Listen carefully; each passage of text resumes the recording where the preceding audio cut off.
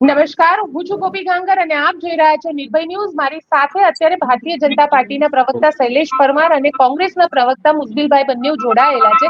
તેમની સાથે ચર્ચા કરી લઈએ, કારણ કે ઘણું બધું ચિત્ર હવે ક્લિયર થઈ ગયું છે અને ચિત્રની અંદર ભારતીય જનતા પાર્ટીનું ઘણી બધી જગ્યાએ ભારતીય જનતા પાર્ટી આગળ છે, વિજય થઈ ચૂક્યો છે।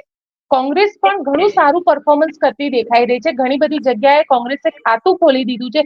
કોંગ્રેસમાં એક આખી પેનલ, કોંગ્રેસની સુરતની અંદર એક આખી પેનલ આગળ ચાલી રહી છે। રાજકોટની અંદર વોર્ડ નંબર 16 ની પેનલ જીતી ચૂકી છે, એટલે કોંગ્રેસ પણ ઘણું સારું પરફોર્મન્સ કરતી દેખાઈ રહી છે આ વખતે। શૈલેષભાઈ સાથે જ સૌથી પહેલા ચર્ચા કરી લઈએ। શૈલેષભાઈ, શું કહેશો? જે રીતે અત્યારે કોંગ્રેસનું પરફોર્મન્સ તો ઘણું આગળ વધી રહ્યું છે। પ્રથમ તો સ્થાનિક સ્વરાજ્યની ચૂંટણીમાં જે રીતે ભારતીય જનતા પાર્ટી અને ભારતીય જનતા પાર્ટીના કરોડો દેવદુર્લભ કાર્યકર્તાઓ મહેનત કરી છે, સેવા કરી છે, લોકોની સાથે રહ્યા છે, લોકોના દુઃખે દુખાયા છે, લોકોને કઈ તકલીફ હોય તો એ સાથે રહ્યા છે, એનું આ પરિણામ આવ્યું છે। સમગ્ર રાજ્યમાં અત્યારે કોઈ પાર્ટી ભિન્નમાં હોય અથવા તો જે પાર્ટીના ઉમેદવારને લોકોએ પસંદ કર્યા છે એ ભારતીય જનતા પાર્ટી છે। આમ આદમી પાર્ટી નેશનલ નાબૂદ થવા જઈ રહી છે। કોંગ્રેસ 130 વર્ષ જૂની ખરી, પણ એમને ક્યાંક ને ક્યાંક જાકારો મળ્યો છે અને અમુક જગ્યાએ તો મને એવું લાગી રહ્યું છે કે ડિપોઝિટ પણ જશે। હું વાત કરીશ અમરેલીના મોટા અખડિયામાં, તો ત્યાં ડેરી પરમાર કરીને જિલ્લા પંચાયતમાં ભારતીય જનતા પાર્ટીમાંથી લડતા હતા, તો 3300 ની લીડથી જીત્યા પણ છે। પણ સાથે સાથે જે પ્રકારે તમામ તાલુકા પંચાયત, જિલ્લા પંચાયત, મહાનગરપાલિકાના પરિણામો આવી રહ્યા છે, ભારતીય જનતા પાર્ટીના ઉમેદવારો જીતી રહ્યા છે, એટલે જીતનો કોપીબેન કોઈ અહમ નથી। આ તો લોકશાહી છે। લોકશાહીમાં તો ક્રિકેટ મેચ હોય, તમને તમારા જૂના જોગી નડશે, કારણ કે જે રીતે રાજકોટની અંદર સ્થિતિ અત્યારે સામે આવી રહી છે, ઘણા એવા વોર્ડ છે જેની અંદર કોંગ્રેસ ઘણું સારું કરી રહી છે, કોંગ્રેસ ઘણી પ્લસમાં ચાલી રહી છે। ગોપીબેન, 130 વર્ષ જૂની પાર્ટી હોય તો ક્યાંક ને ક્યાંક થોડા કમિટેડ વોટ હોય, ક્યાંક ને ક્યાંક ગ્રુપવાદ હોય, જૂથવાદ હોય કોંગ્રેસમાં, એના કારણે મતો મળી જતા હોય કે આ ગ્રુપનો છે એટલે દઈએ। બાકી કોંગ્રેસના નામે કઈ મત મળે કે વોટ મળે એવું નથી। વ્યક્તિ ક્યાંક એ પ્રકારનો આવી ગયો હોય તો મત મળે। કોંગ્રેસ જે છે એ પૂરી થઈ ગઈ છે। રાજકોટ હોય, વડોદરા હોય, અમદાવાદ હોય, ગ્રામ્યના રિઝલ્ટો આવી ગયા છે। ગ્રામ્યમાં વધારે ભારતીય જનતા પાર્ટીના ઉમેદવારો જીત્યા છે। મને એવું લાગી રહ્યું છે કે કોંગ્રેસ કદાચ ત્રીજા ક્રમે રહી। મુસ્બિલભાઈ, તમને શું લાગી રહ્યું છે? કોંગ્રેસ ત્રીજા ક્રમે રહી કે કોંગ્રેસ હજી પોતાનું પરફોર્મન્સ ને વધારે સારું કરશે? બેન, તમે સમગ્ર ગુજરાતની અંદર જોયું કે આ વખતે કોંગ્રેસે ગયા વખતની સ્થાનિક સ્વરાજ ચૂંટણીઓ કરતા અમારા પ્રમુખ, યુવા પ્રમુખ અમિતભાઈ ચાવડા ની એમના નેતૃત્વમાં ખૂબ સારું પરફોર્મન્સ કર્યું છે અને હજુ તો રિઝલ્ટો આવી જાય છે અને રિઝલ્ટો ખૂબ સારા આવશે, અમારા મતો વધશે, એ વાત ચોક્કસ છે। તમે કહી રહ્યા છો રિઝલ્ટ આવશે, મતો વધશે, પરંતુ 27, કારણ કે આને 27 નું સેમીફાઇનલ ગણવામાં આવી રહ્યું છે। 27 ના સેમીફાઇનલની આ જે તૈયારીઓ છે, કોંગ્રેસને ક્યાં એની નબળાઈ દેખાઈ? સ્થાનિક સ્વરાજની ચૂંટણીના 27 જોડે સરખાવાય નહીં બેન, કારણ આ સ્થાનિક સ્વરાજની ચૂંટણીઓ છે, પાયો તો આજ છે, 100% પાયો આજ છે, પણ સ્થાનિક સ્વરાજની ચૂંટણીઓ ચોક્કસ સ્થાનિક મુદ્દાઓ ઉપર લડાતી હોય છે, સ્થાનિક બાબતો ઉપર લડાતી હોય છે, એટલે સ્થાનિક ચૂંટણીઓના સમીકરણો અલગ હોય, વિધાનસભાના સમીકરણો અલગ હોય અને વિધાનસભામાં બી અમે ખૂબ સારું પરફોર્મન્સ કરીશું। ચલો આશા રાખીએ। પણ સાથે શૈલેષભાઈ, તમને પૂછવા માંગીશ કે રાજકોટનું જંગલેશ્વર ડિમોલ્યુશન ભાજપને નડી ગયું છે, બીજેપીના સુપડા સાફ થઈ ગયા છે ત્યાં આગળ।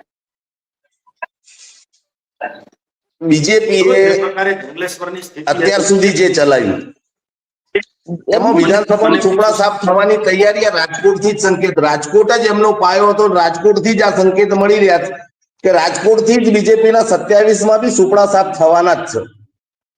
બિલકુલ, શૈલેષભાઈનો જવાબ લઈ લઈએ। રાજકોટથી શરૂઆત થઈ હતી તમારી ભારતીય જનતા પાર્ટીની, ને સુપડા સાફ થવાની શરૂઆત પણ રાજકોટથી થશે? રાજકોટમાં માનો કે જંગલેશ્વર જે વિસ્તાર છે એમાં ડિમોલિશન શા માટે કરવું પડ્યું, તો એમાં પણ જોવું જોઈએ। લવ જેહાદ, આ બધી આપને અવાજ આવે છે પ્રવૃત્તિઓ ક્યાં હતી? મુસ્બિલભાઈ? એક મિનિટ હા, શૈલેષભાઈ, આવે, મુસ્બિલભાઈ આવે. આપને જી જી આવે. જી શૈલેષભાઈ. હા, એટલે જંગલેશ્વર વિસ્તાર જે પ્રકારની પ્રક્રિયાઓમાં સામેલ હતો એના કારણે, અને સરકારનું કામ શું હોય છે, તમામ લોકોને સુખાકારીથી સજ્જ કરવા. એટલે એક જંગલેશ્વર વિસ્તારમાં આવી રીતે ડ્રગ્સ, દારૂ અને અસામાજિક પ્રવૃત્તિ, આતંકવાદી પ્રવૃત્તિ અને જે પ્રકારના લવ જેહાદની પ્રવૃત્તિ અને છાસવારે જે બનાવો બનતા હતા એ જોઈને ક્યાંય એ રીતે કરવું. હજુ હું કહું છું, અમારા ગૃહમંત્રી હર્ષભાઈ સંઘવીએ કીધું છે કાયદામાં રહેશો તો ફાયદામાં રહેશો, પરંતુ જંગલેશ્વરની એક સીટમાં કઈ તકલીફ થઈ હોય એનાથી કશો ફેર નથી પડવાનો. સાથે સાથે કોંગ્રેસને બીજી એક પણ સીટ આવી નથી અને કોર્પોરેશન જે રાજકોટની છે એ ભારતીય જનતા પાર્ટીની રચાશે. અને સારું કરવા માટે માનો કે જંગલેશ્વરમાં ડિમોલેશન કર્યું તો કોઈ સજ્જન માણસોના પણ ડિમોલેશન થયા હોય એવું બને, પણ વિકાસ કરવો હોય, વિકાસની કઈક ગતિ લેવી હોય તો અમદાવાદમાં ડિમોલેશન થાય ને મહેસાણામાં થાય, રાજકોટમાં થાય, સુરતમાં થાય. ડિમોલેશનના કારણે કોઈ એક વર્ગ નારાજ થયો હોય તો લોકશાહીમાં તો સમગ્ર વર્ગને સાથે રાખવાની વાત છે. અમે તો ચરે વેતી ચલો જલાએ દીપ જહાં અભી ભી અંધેરા હૈ, એટલે અંધારું છે ત્યાં અજવાળું કરવાની વાત છે. નરેન્દ્રભાઈ મોદીએ જે વિકાસની કેડી કંડારી છે અને યશસ્વી આપણા વડાપ્રધાન શ્રી નરેન્દ્રભાઈએ દેશ અને વિદેશમાં જે રીતે ડંકો વગાડ્યો છે, એ પોઝિટિવ રાજનીતિ કરી છે, એ એકાત્મ માનવવાદની સાથે પંડિત દીનદયાળજીના વિચારો સાથે અમે રાજનીતિ કરી. ત્યારે આ બધાનો સરવાળો કરી અને સ્થાનિક સ્વરાજ્યની ચૂંટણીઓ જિલ્લા પંચાયત, તાલુકા પંચાયત, નગરપાલિકા અને મહાનગરપાલિકા, અત્યારે મહાનગરપાલિકા અમદાવાદના ચિત્રો હું જોઈ રહ્યો છું આપની ચેનલના માધ્યમથી કે ત્યાં પણ ભારતીય જનતા પાર્ટીનો ભગવો લહેરાઈ ગયો. એટલે સત્તા છે એ અમારા માટે સેવા કરવાનું માધ્યમ છે. સત્તા છે એ અહમ નથી, સેવા કરવા માટેનું માધ્યમ છે. મુસ્બિલભાઈ તમને શૈલેષભાઈ મુસ્બિલભાઈનો જવાબ પણ લઈએ. મુસ્બિલભાઈ, તમને લાગે છે કે સત્તા સેવા કરવાનું માધ્યમ છે? હું એવું કહેવા માંગુ છું કે સતત 30 વર્ષથી રાજ્યમાં તમારી સરકાર હોય, 10 વર્ષથી કેન્દ્રમાં તમારી સરકાર હોય, અરે ઢાંકણી પાણી લઈને ડૂબી મરો. આજે બી તમારા લવ જેહાદ અને આતંકવાદની વાત કરવી પડતી હોય, ઢાંકણી પાણી લઈને ડૂબી મરો. અને બીજું તમને કહું કે તમે એમ કહો છો કે અમારો ગૃહમંત્રી એવું કે, તમારો નહીં, ગુજરાત રાજ્યના ગૃહમંત્રી હર્ષ સંઘવી તમારા ગૃહમંત્રી નથી, ગુજરાત રાજ્યના ગૃહમંત્રી. ગુજરાત રાજ્યના ગૃહમંત્રી એમ કહે છે કે કાયદામાં રહેશો તો ફાયદામાં રહેશો. બોર્ડરો કોના અંડરમાં આવે છે? પોલીસ કોના અંડરમાં છે? અને તમે કઈ રીતે જીતો છો ને એ અમે મહેસાણા જિલ્લાએ કાલે કલેક્ટરને પત્ર લખ્યો.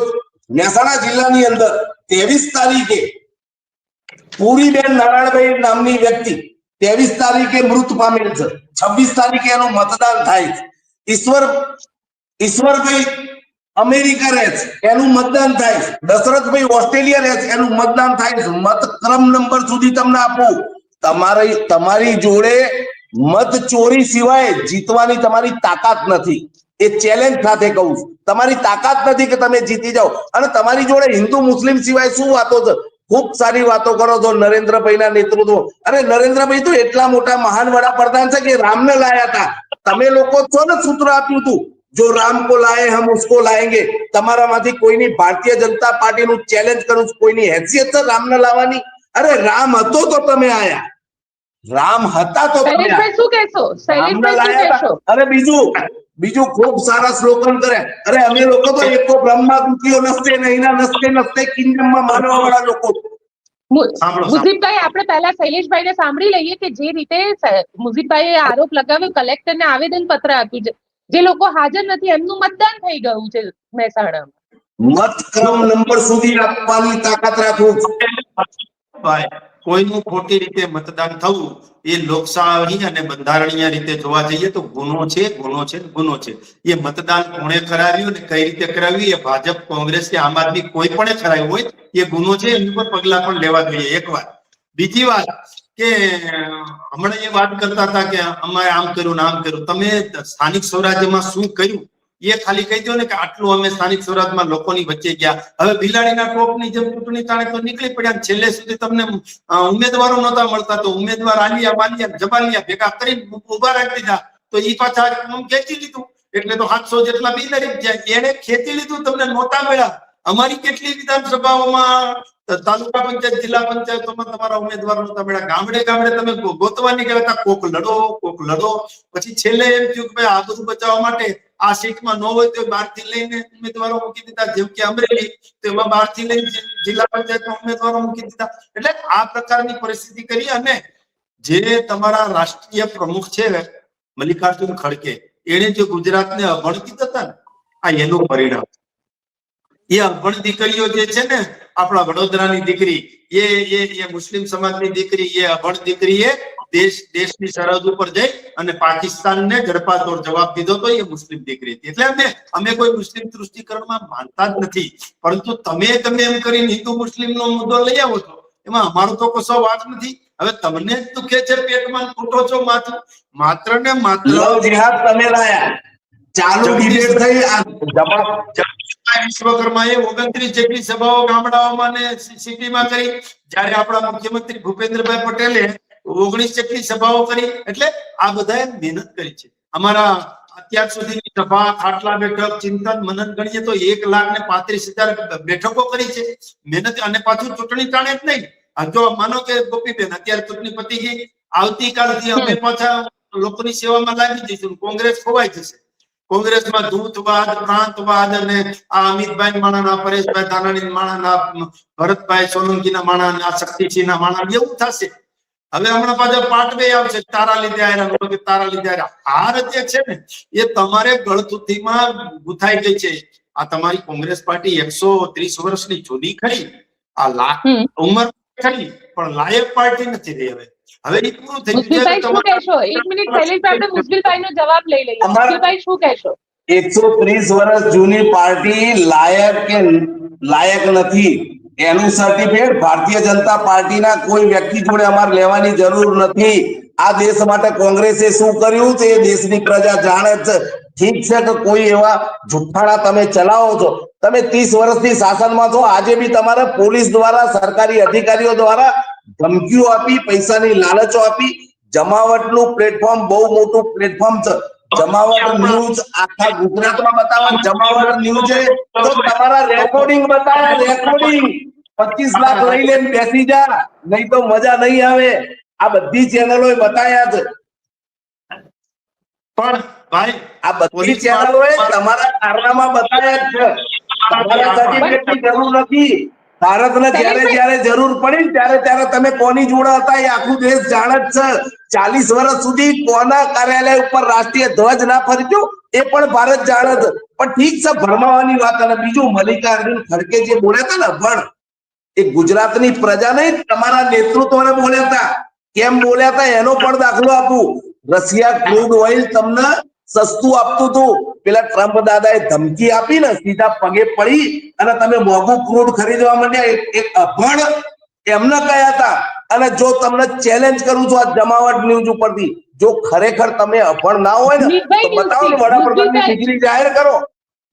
મુસ્બિલભાઈ, આપણે નિર્ભય ન્યૂઝ ઉપર ચર્ચા કરી રહ્યા છીએ અને શૈલેષભાઈ, તમને એક સવાલ પૂછીશ હું અહીંયા આગળ, કે જો તમને લોકોને આટલો બધો વિશ્વાસ હતો, જે રીતે ભારતીય જનતા પાર્ટી 30 વર્ષથી આટલું સારું કામ કરી રહી છે, તો પછી તમારે પોલીસનો કેમ ઉપયોગ કરવો પડ્યો? ઘણી બધી જગ્યાએ તો એવું છે કે સુરતની અંદર અને ઘણા બધા ભાજપના જ નેતાઓ એવું કહે છે કે આ વખતે ભાજપના કાર્યકર્તાઓ નહીં પણ પોલીસ ચૂંટણી લડી છે વિપક્ષની સામે. બિલકુલ સાચી. આક્ષેપો થાય છે, એવા આક્ષેપો કરવા માટે કશો વાંધો નથી. અને કોઈ પોલીસે કોઈ રાજકીય પક્ષનું કામ કરવું એ પણ ગુનો બને છે. અને કોઈ પોલીસે એવું કર્યું હશે તો પણ અમે એના ઉપર પગલા લઈશું, ખાતાકીય પગલા લઈશું. અને તમે જ કામ કરાવો અને તમે જ પગલા લો.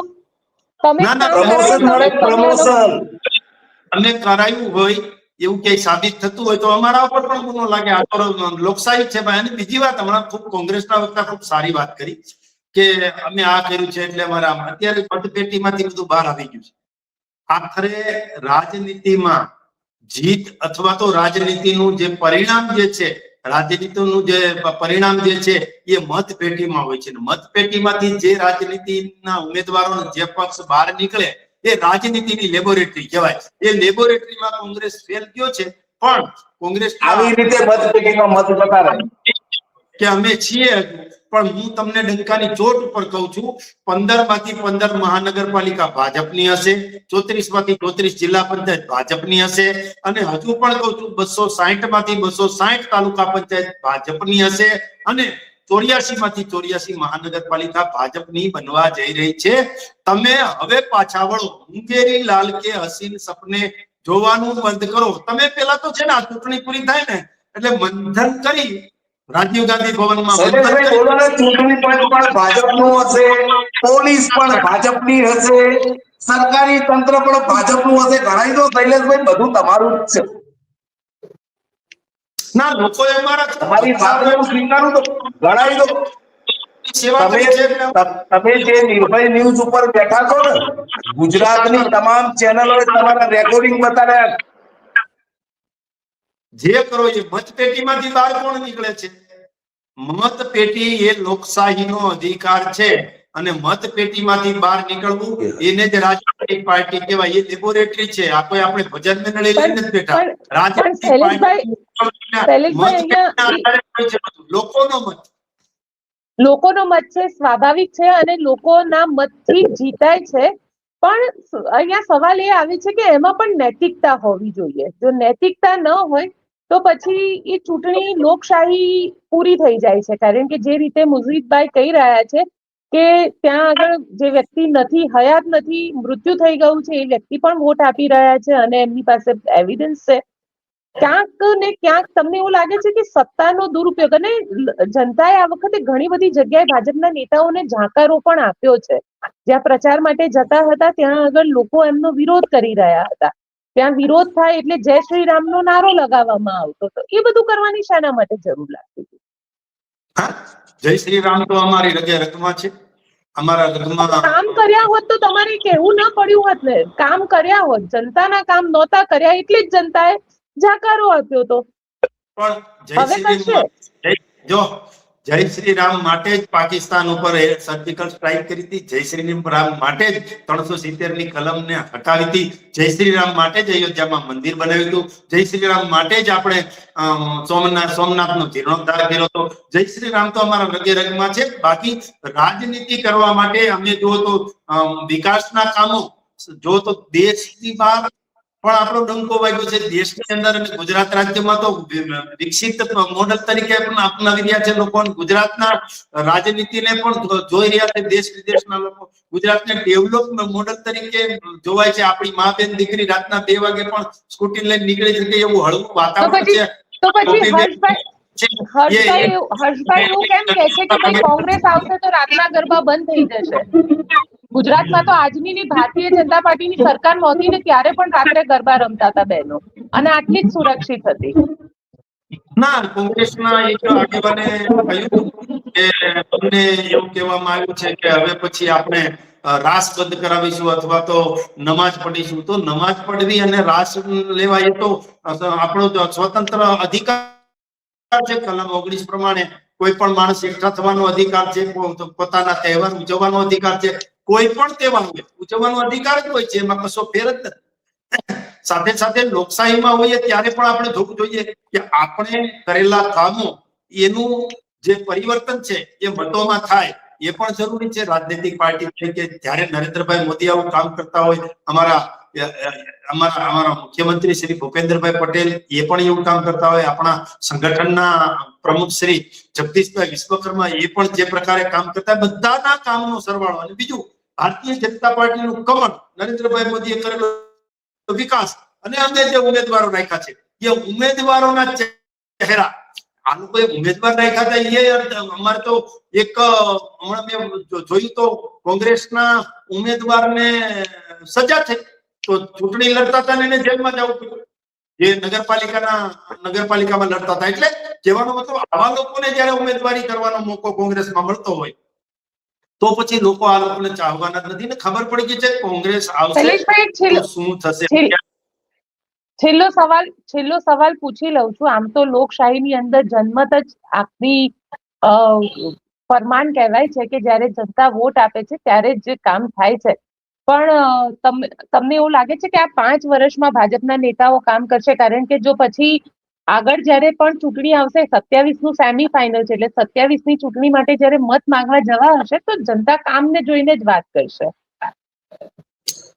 જુઓ, કેન્દ્રમાં ભાજપની સરકાર, રાજ્યમાં ભાજપની સરકાર અને કોર્પોરેશન અને જિલ્લા પંચાયત, તાલુકા પંચાયતમાં ભાજપનું સ્થાનિક સ્વરાજ્યની સંસ્થાઓ આવે તો એક કેસરી કલરની કડી થાય.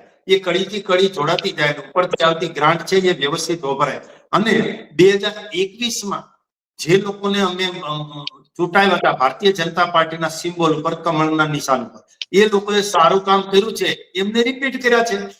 જેમના ઉપર એવું લાગ્યું કે આમને સારું કામ નથી કર્યું તો એમને પાર્ટીમાંથી પણ અમે સસ્પેન્ડ કરેલાના દાખલા છે અને એને ઠપકો પણ આપ્યો છે. ને અમે તો પ્રચાર કરતા હતા ત્યારે ઉમેદવારોને કહ્યું છે કે તમે ભારતીય જનતા પાર્ટીના નિશાન કમળ ઉપર જૂતો છો, તમે ભારતીય જનતા પાર્ટીના કરેલા વિકાસ અને નરેન્દ્રભાઈ મોદીએ કરેલા અથાગ પ્રયત્નોના કારણે જીતો છો. એટલે જીત્યા પછી પણ અહમ ન આવે અને લોકોના કામો થાય એ જોવાનું છે. અને સતત લોકોના કામ કરવા પડશે. સતત જીત્યા પછી પણ લોકોની વચ્ચે રહેવું પડશે. મુજબિલભાઈ આપણી સાથે જ ત્યાં પણ શૈલેષભાઈ અમારા પરિવારમાં શૈલેષભાઈ મુજબિલભાઈ આપણી સાથે જોડાઈ ગયા છે. બિલકુલ, મુજબિલભાઈ આપણી સાથે જોડાઈ ગયા છે. મુજબિલભાઈ, તમને લાગે છે કે કોંગ્રેસે પોતાની જાતને 27 માટે અપડેટ કરવાની જરૂર છે? બિલકુલ બેન, અમે આત્મચિંતન કરીશું 100%. અને આ વખતે તમે જુઓ, આખા ગુજરાતની અંદર અમને ગયા વખત કરતા મતો વધારે મળી રહ્યા છે. તમે એનું એનાલિસિસ કરશો તમને ખ્યાલ આવશે કે ગયા વખત કરતા આ વખતે અમારી મતની ટકાવારી વધશે. યુવાન અમારું નેતૃત્વ છે, અમિતભાઈ ચાવડાના નેતૃત્વમાં જ વિધાનસભા લડીશું અને બિલકુલ આ વખતે 2027માં જાકારો આપશે. આ લોકો હાર ભાડી ગયા હતા એટલા માટે તો પોલીસનો ઉપયોગ કર્યો, સરકારી મશીનરીનો ઉપયોગ કર્યો. અમને ધંધા એકાને બીજું કર્યું અને બિલકુલ પબ્લિકને હવે ખબર પડી ગઈ છે કે બિલકુલ આ લોકોના જુઠ્ઠા વાયદા બહુ લાંબા ચાલે નહીં. બે નાનું બાળક હોય ને 5, 7, 10 વર્ષનું, તે 5 વર્ષ, 10 વર્ષ, 15 વર્ષ સુધી છે ને એ તમારી લાલચોમાં આવે, પણ જ્યારે એ યુવા થાય ને એટલે એની સૂઝબૂઝ વધે અને તમારી લાલચમાં આવે નહીં. એટલે સમજી લો કે હવે આ લોકોની લાલચો પૂરી થઈ. આ લોકોએ જેટલા લુભામણા વાયદા કરવા હતા એ બધા જ કરી લીધા. અને હું આપના માધ્યમથી ચેલેન્જ સાથે કહું છું, એક વાયદો પૂરો કર્યો હોય તો મને બતાવો. એક વાયદો એમને જે બી ગપ્પા મારે એમાં એક વાયદો પૂરો નથી કર્યો. બિલકુલ, શૈલેષભાઈ આપ અને મુજબિલભાઈ આપ બંને મારી સાથે જોડાયા તેના માટે આપ બંનેનો ખૂબ ખૂબ આભાર. આશા રાખીએ કે લોકશાહી છે, લોકશાહીમાં જી લોકશાહી છે, લોકશાહીમાં જે છેલ્લું ફરમાન